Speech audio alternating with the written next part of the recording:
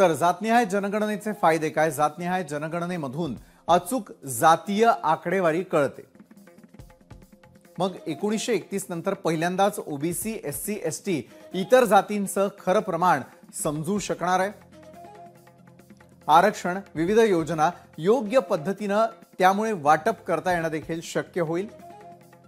सध्या असलेल्या आरक्षणावरती फेरविचार देखील करता येणं शक्य होईल। गरजूंचा आरक्षणात समावेश करता येणार।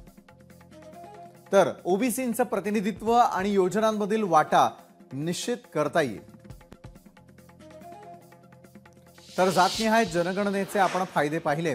दरम्यान राजकारणामध्ये जातनिहाय जनगणनेमुळे काय फायदे होऊ शकतात हेही जाणून घेणं तितकंच महत्त्वाचं आहे आणि त्यामुळे त्याची देखील माहिती आपण अगदी थोडक्यात समजावून घेऊया। तर राजकारणात काय बदल होऊ शकतो? हिंदी भाषिक राज्यांमध्ये राजकीय समीकरणं त्या निमित्तानं बदलू शकतात। मग जातीय राजकारणाचं मूळ असलेल्या बिहारमध्ये हा निर्णय निर्णायक ठरू शकतो।